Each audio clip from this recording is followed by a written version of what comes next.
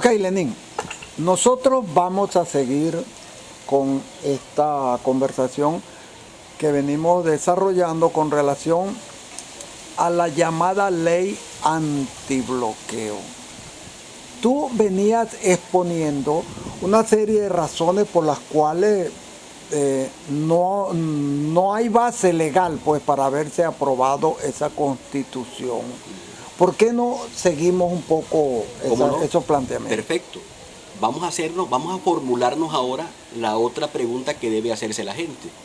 La gente debe preguntarse, por ejemplo, pero la ley, repito, entre comillas, constitucional antibloqueo, ¿modifica regulaciones de la Constitución Nacional? Evidentemente que sí. Y es por eso que es inconstitucional. Destruye el principio de separación de poderes, concentrando todo el poder en Nicolás Maduro.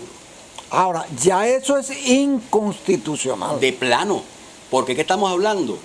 Me voy a referir, profesor, a Simón Bolívar, Congreso de Angostura. Utiliza la figura de un gran tratadista como Montesquieu o Montesquieu. Yo poco conozco el francés, pero cuando Bolívar en el Congreso de Angostura dice que habla de la necesidad de que exista una separación de poderes, era para que existiera un control. O sea, ya el presidente Maduro con esta ley se convierte en el dueño de Venezuela. Estamos hablando del siglo XIX. El retroceso. O sea que resulta que por todo lo que luchó Bolívar durante toda su historia, hoy lo están ellos ratificando los supuestamente bolivarianos. Ya tenemos la primera idea. Concentra todo el poder en una sola figura, el presidente Maduro. 2. Elimina el principio de la transparencia y publicidad de la gestión estatal. ¿Por qué? Porque ¿quién le va a pedir cuentas a Maduro si todo el poder está concentrado en él? ¿Por qué no aclaramos un poco más eso de la transparencia de la gestión gubernamental? Usted tiene, cuando el presidente de la República no puede administrar a su discreción las empresas del Estado, no puede manejar a su discreción el país. Tiene que existir un control por parte de la Asamblea Nacional. La Asamblea Nacional tiene que revisar primero las condiciones en que se va a hacer ese contrato y después hacer un pronunciamiento sobre el destino que se le va a dar a ese contrato. En segundo lugar, quien le autoriza al presidente de la República, quien le da play para que el presidente pueda administrar los recursos del país, es la Asamblea Nacional. Una pregunta muy vinculada con nuestra realidad aquí en Cantaura, Lenín. Nosotros vivimos actualmente una muy seria situación con la cuestión del suministro del gas. Vamos a suponer que una empresa de X país, de China, de Rusia, de Estados Unidos, Alemania, Francia, viniera a ofrecerse para instaurar el servicio de gas directo en Cantaura, ¿verdad? El gobierno puede decirle, vamos a echarle pichón, vamos. Listo, sin rendirle cuenta a nadie y sin pedirle permiso a nadie. Pero eso es legal. Por supuesto que no, porque lo está haciendo. ¿Cuáles serían los pasos entonces? Los pasos serían, en primer lugar, la desaplicación, porque si el presidente lo hace, sería aplicando esa ley antibloqueo. Entonces, lo que tiene que proceder, lo que tiene que pasar, es que haya un pronunciamiento serio. Yo respeto mucho la decisión que ha tomado la Asamblea Nacional legítima de catalogar de inconstitucional esa ley. Estoy de acuerdo en que es inconstitucional. Lo que no estoy de acuerdo es que esa no es una función propia de la Asamblea Nacional legítima. ¿Y entonces quién? Esa es una función propia, porque está usurpando funciones. Esa es una función propia del Tribunal Supremo, del mal llamado Tribunal Supremo de Justicia en el exilio. Y además, allí tiene que haber, porque fíjese algo, lo grave que es el asunto. ¿Cómo queda entonces la figura del fiscal general de la República, que es el garante de la constitucionalidad y de la legalidad? O sea, la discreción, porque es el secretismo, profesor, que le dan al presidente de la República para que él pueda hacer y deshacer con todos los bienes del Estado sin rendirle cuentas a nadie. Por eso es que hablamos de que se elimina la separación de poderes. Pero más adelante vamos a precisar algunos artículos para que la gente tenga un mayor conocimiento sobre cuáles son esos artículos a lo que se refieren a la administración de las empresas del Estado. El otro punto que yo quería decirle sobre esta inconstitucionalidad, que ya lo dije al principio, pues que elimina ese principio de la separación de poder. Ahí hay algo más importante, profesor, que es que violenta el principio de la soberanía nacional al desconocer las protecciones constitucionales sobre la soberanía de los recursos naturales de Venezuela. Fíjense ustedes el retroceso que estamos haciendo. El presidente de la República puede administrar los recursos naturales del país, en el sentido de que va a convertirse Venezuela, va a dejar de ser un país, va a dejar de ser una república para convertirse en una colonia. Viola la regulación del proceso financiero presupuestario y de contratación estatal que establece la Constitución con respecto a que tiene que ir cualquier contratación que haga el Estado, tiene que ir refrendada por la Asamblea Nacional legítima, que es la Asamblea del 2015. Violenta la Carta de Derechos Humanos prevista en la Constitución de la República de Venezuela porque desconoce los derechos y las garantías políticas, sociales y económicas y hasta de las etnias indígenas. En síntesis, para que la gente pueda entender, esta ley constitucional antibloqueo viola sustantiva y extensivamente la Constitución Nacional. Ahora, Lenín, ¿y contra eso no fue que dijo luchar Hugo Chávez? Bueno, pero como que el librito se les perdió, el guión se les perdió, y ellos están claros en que Chávez se murió. Ellos utilizan a Chávez porque hay algo importante, doctor. El muerto profesor, al hoyo y el vivo al bollo. Vivo al rollo. Hay unas frases que hay que irlas hilando, que hay que verlas. Una vez, un ministro de Chávez, que dijo, ¿y si nos olvidamos de la Constitución? Sí. Aquí se están olvidando de la Constitución Nacional. Porque son sentencias que ellos han ido creando. Porque ellos hablan del pueblo, pero el pueblo son ellos. Eso es lo grave de todo este asunto. Porque ellos ya tienen un guión preparado y ellos siguen hablando. Fíjense que están hablando del poder popular. ¿Usted conoce qué es el poder popular? Y no decimos en el artículo 5 de la Constitución Nacional que la soberanía reside intransferiblemente en el pueblo. ¿Y qué es soberanía? Es el poder absoluto. Y ese poder absoluto reside en el pueblo. Entonces, si el poder es tan absoluto y esa soberanía reside en el pueblo, ¿por qué no se le consultó al pueblo sobre esa ley constitucional? Entonces, la pregunta que todo el mundo se debe hacer es si esta ley, que no es ley, es constitucional. Si no es ley y si es inconstitucional, entonces, ¿qué es? Esta ley es un acto político ilegítimo.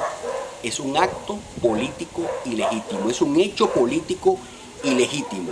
Sin validez jurídica alguna. Es formalmente írrito. Pero es un acto de fuerza que acaba con el Estado social, democrático, de derecho y de justicia. En una palabra, estamos en presencia de la extinción de la República. Eso es lo que pudiéramos llamar un golpe de Estado. Allí es que voy. ¿Cuál es la consecuencia, profesor, de la imposición, porque esto es una imposición de la ley constitucional antibloqueo, entre comillas, es la culminación de un proceso de golpe de Estado. La ley constitucional antibloqueo es la definitiva abrogación ilícita de la Constitución de la República Bolivariana de Venezuela y sustituye al régimen democrático por un régimen totalitario y tiránico. Es un acto político que violenta, que mediante un plumazo abroga, elimina a la Constitución Nacional de la República Bolivariana de Venezuela. Pero fíjense algo que es importante, profesor, que ellos dicen que la ley se hace para responderle al bloqueo. Si es una ley antibloqueo, tiene que ser una ley económica, referida a la economía del país, a cómo se puede poner a producir nuevamente, a cómo se puede poner, a activar el aparato productivo del Estado. Porque pareciera que esto tiene un solo objetivo. Pareciera que es prepararse por si acaso pasa algo, por si acaso algo malo pasa el 6 de diciembre. Porque lo evidente es que el 6 de diciembre lo más claro es que esa Asamblea Nacional sea pues un grupo de borregos más alrededor del presidente de la República. Fíjese usted una sutileza que hay que analizarla. Aquí no existen dos asambleas nacionales. Una irrita, que me parece que es la del señor Luis Parra, y estos señores no fueron electos diputados por los votos del PSV. Y sin embargo él no tomó en cuenta esa Asamblea Nacional para llevarle ese proyecto de ley. ¿Por qué no lo llevó allá? Porque no le es confiable. Estos alacranes no son confiables porque ya están tarifados. Para ellos es más confiable esa espuria, esa cosa que llaman la Asamblea Nacional Constituyente. Lenin, ahora, en este caso, ¿cómo queda la figura, por ejemplo, de una persona que nosotros como persona y como abogados conocemos, lo conocimos muy de cerca, el fiscal general de la República, que también, porque es que nosotros estamos rodeados de toda una estructura del Estado ilegítima, desde el mismo presidente de la República para abajo? ¿Qué ha debido haber hecho el fiscal general? Yo he hecho mucho énfasis, profesor, en que el fiscal general es el garante de la constitucionalidad y de la legalidad. El día viernes en la tarde yo esperaba, tal vez un sueño de fantasía, un pronunciamiento de la Fiscalía General de la República, porque es esa su función. Y sin embargo hasta ahora no he visto ningún pronunciamiento y yo sé que tampoco lo va a hacer. Ahora, pero el consuelo que tengo yo es que todo esto, y el consuelo no lo digo fantasioso porque estoy claro en que de repente aquí no vaya a funcionar los tribunales de justicia venezolanos porque sabemos cómo están compuestos. Ya vimos la horrorosidad, cómo se maneja, lo horrible, lo abominable, cómo se maneja la justicia en Venezuela, pero yo sí confío en lo que está pasando, en lo que pueda pasar en la Corte Penal Internacional. ¿Pero qué ha debido haber hecho el fiscal? Pronunciarse, pedir, primero, en primer lugar, decirle al presidente de la República, mire, esto es inconstitucional. Y yo, como garante de la constitucionalidad, exhorto, pido al Tribunal Supremo de Justicia que se aboque al conocimiento de la causa para que el Tribunal Supremo de Justicia dicte una sentencia donde se elimine esa ley. Pero hay una sutileza importante, profesor. Ellos le dan a esa cosa que llaman la Asamblea Nacional Constituyente un carácter supraconstitucional y la llaman ley pero la llaman Asamblea Nacional Constituyente Plenipotenciaria. Es decir, que por encima de ella no hay nada. Por encima de ella no debe existir más nada porque es plenipotenciaria. Entonces fíjense lo siguiente. El rebaño de borregos, por unanimidad, ellos aprueban el mamotreto, los diputados de la Asamblea Nacional Constituyente. Pero para dar más escenas de la obra, van a enviar esa ley al Tribunal Supremo de Justicia para que lo valide. Entonces ahí se crea otra vez un problema de ilegitimidad, porque lo dramático del punto es que rompen el guión. ¿Cómo es posible si es producto de una Asamblea Nacional Constituyente supraconstitucional y tiene el carácter de plenipotenciaria, por qué tiene que someterse a consulta a un poder constituido que está por debajo de la Asamblea Nacional Constituyente? Entonces, esas son las pequeñas barbaridades, porque se lo estoy diciendo, porque ellos queda en evidencia cómo rompen el ordenamiento jurídico constitucional. Incluso ellos mismos se contradicen y van como el rebaño contradiciendo el mismo guión que ellos han preparado. Lo más rápido que pueda. ¿Hay experiencias similares en el mundo? 1933, profesor, gracias por la pregunta, que yo debía haber comenzado por ahí. Adolfo Hitler crea una ley que se llama Ley de Plenos Poderes. Y aquí se le cambia el nombre de Ley de Plenos Poderes por Ley Antibloqueo Constitucional. Imagínese usted todo lo que representa Adolfo Hitler, 1933. Remóntense a esa época y vean ahora qué está pasando. Aquí estamos en presencia de un Estado estalinista.